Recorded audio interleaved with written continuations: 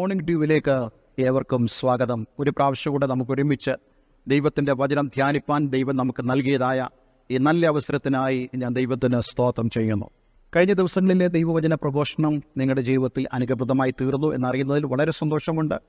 കഴിഞ്ഞ ദിവസം നമ്മൾ ചിന്തിച്ചുകൊണ്ടിരുന്ന വിശ്വാസത്തെക്കുറിച്ചുള്ള അതേ സന്ദേശം തന്നെയാണ് ഇന്നും നമുക്ക് ചിന്തിപ്പാൻ ആഗ്രഹിക്കുന്നത്. ഓരോ സന്ദേശങ്ങളും വ്യത്യസ്തമാണ്. കാരണം ഓരോ സന്ദേശങ്ങളിലും വിശ്വാസത്തിൻ്റെ വിവിധ തലങ്ങളാണ് നമ്മൾ ചിന്തിപ്പാൻ ആഗ്രഹിക്കുന്നത്.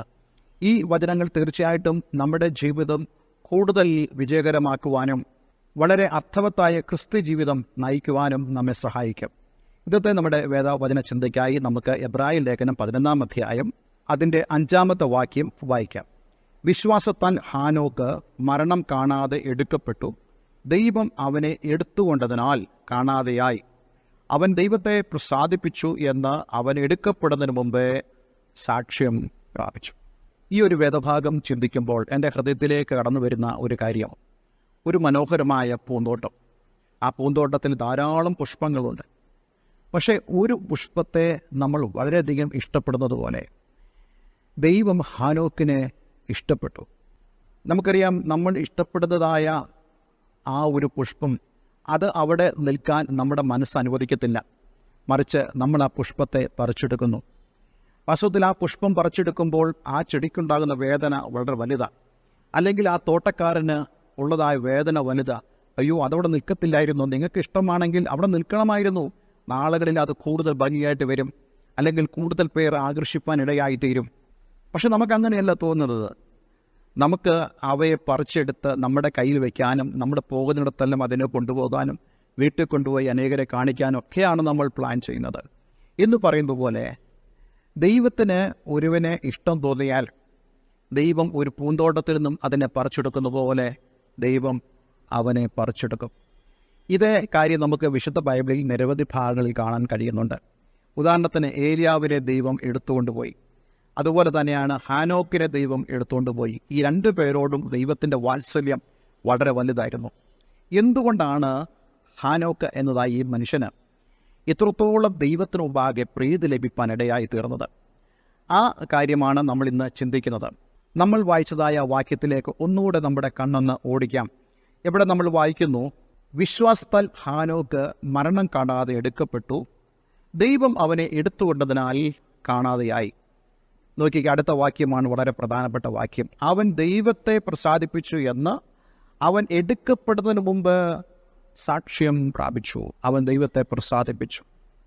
അപ്പോൾ നമ്മുടെ ജീവിതത്തിൻ്റെ ഏറ്റവും വലിയതായ ഉദ്ദേശം എന്ന് പറയുന്നത് ദൈവത്തെ പ്രസാദിപ്പിക്കുക എന്നുള്ളതാണ്. ഇവിടെ നമ്മൾ വായിക്കുന്നുണ്ട്, അവൻ ദൈവത്തോടു കൂടെ നടന്നു. 300 വർഷത്തിലേറെയാണ് അവൻ ദൈവത്തോടു കൂടെ നടക്കുന്നത്. അതിനർത്ഥം നമ്മൾ ദൈവത്തെ അറിയുന്നത് വളരെ ചെറിയ പ്രായത്തിലോ അല്ലെങ്കിൽ ചില കൂടിയ പ്രായത്തിലോ ആണെങ്കിൽ പോലും ഒരു 50, 60 അല്ലെങ്കിൽ 70 വർഷത്തിനപ്പുറം നമ്മൾ ഈ ഭൂമിയിലായിരിക്കില്ല.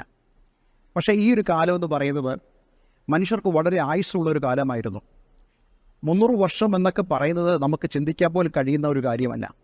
പക്ഷേ ഈ 300 വർഷം എന്ന് പറയുന്നത് ഹാബേൽ ദൈവത്തിനു മുമ്പാകെ ദൈവത്തെ പ്രസാദിപ്പിച്ചു ജീവിച്ചു എന്ന് പറയുന്നത് വളരെ വലിയൊരു കാര്യമാണ്. ഞാൻ പലപ്പോഴും പറയാറുള്ള ഒരു കാര്യമാണ് ഈ ഹാനോക്കിൻ്റെ കുടുംബം. നമ്മൾ ജീവിക്കുന്നത് ഒരു കുടുംബത്തിൻ്റെ പശ്ചാത്തലത്തിലാണല്ലോ, അതുപോലെ തന്നെ നമ്മൾ ജീവിക്കുന്നത് ഒരു സമൂഹത്തിൻ്റെ പശ്ചാത്തലത്തിലാണല്ലോ.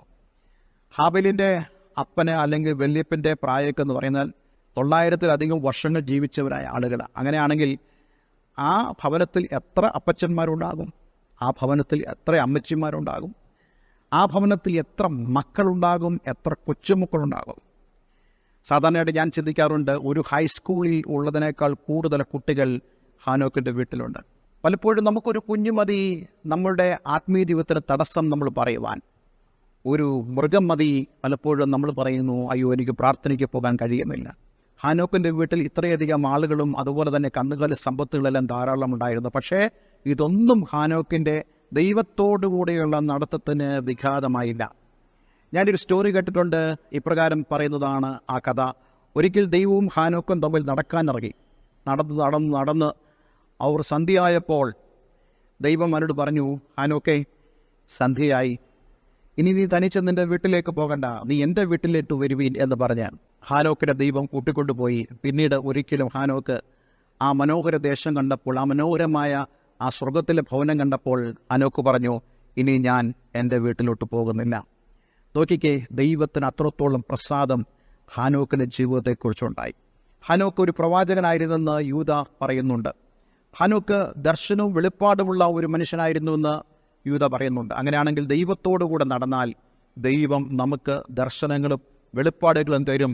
അത് മതി ഈ ഭൂമിയിൽ നമുക്ക് ജീവിക്കുവാൻ. അതേ പാട്ടുകാരൻ പറയുന്ന പോലെ, വിൻശക്തി കാഴ്ച ശബ്ദങ്ങൾ എനിക്കേറെ വേണം ഈ വിശ്വാസ പോരിൽ നിൽക്കുവാൻ. അങ്ങനെ ആ വിൻശക്തി, സ്വർഗീയ ശക്തിയും കാഴ്ച ശബ്ദങ്ങളും കേട്ട് ജീവിപ്പാൻ, അതേ ഹാനോക്കിനെ പോലെ ജീവിപ്പാൻ ദൈവം നമ്മളെ സഹായിക്കട്ടെ. അതും വിശ്വാസത്താലാണ്. പ്രാർത്ഥിക്കാം. കർത്താവേ, ഇന്ന് ഞങ്ങളെ കേൾപ്പിച്ച വചനത്തിനായി സ്തോത്രം. ഈ വചനം കേട്ട ഏവരെയും ഞാൻ യേശുവിൻ്റെ നാമത്തിൽ അനുഗ്രഹിക്കുന്നു. ഹാനോക്കിനെ പോലെ ദൈവത്തോടുകൂടെ വിശ്വാസത്താൽ നടക്കുവാൻ, ദൈവത്തെ ഭയപ്പെട്ട്, ദൈവത്തെ സ്നേഹിച്ച്, ദൈവത്തോടുള്ള ബഹുമാനത്തിൽ നടക്കുവാൻ ഞങ്ങളേവരെയും സഹായിക്കണം. പ്രാർത്ഥന കേട്ടതിനായി നന്ദി. യേശുവിൻ നാമത്തിൽ തന്നെ. ആമേൻ, ആമേൻ. ഇന്നത്തെ വചനം നിങ്ങളുടെ ജീവിതത്തിൽ അനുഗ്രഹപ്രദമായി തീർന്നു എന്ന് ഞാൻ വിശ്വസിക്കുന്നു. ഈ സ്ക്രീനിൽ കാണുന്ന ഫോൺ നമ്പറിൽ നിങ്ങൾക്ക് ഞങ്ങളെ വിളിക്കാവുന്നതാണ്. കൂടാതെ നിങ്ങളുടെ പ്രാർത്ഥന വിഷയങ്ങൾ ഞങ്ങളുമായി ഷെയർ ചെയ്യാം. ഞങ്ങളുടെ വാട്സപ്പ് ഗ്രൂപ്പിൽ നിങ്ങൾക്ക് അംഗങ്ങൾ ആകണമെന്ന് ആഗ്രഹമുണ്ടെങ്കിൽ തീർച്ചയായിട്ടും ഈ ഫോൺ നമ്പറിൽ നിങ്ങൾ വാട്സപ്പ് സന്ദേശം അയയ്ക്കുക. എല്ലാവരും ദൈവം അനുഗ്രഹിക്കട്ടെ. Have A nice day. God bless you all. Thank you for watching Morning Dew. Kindly tuned up for next day messages.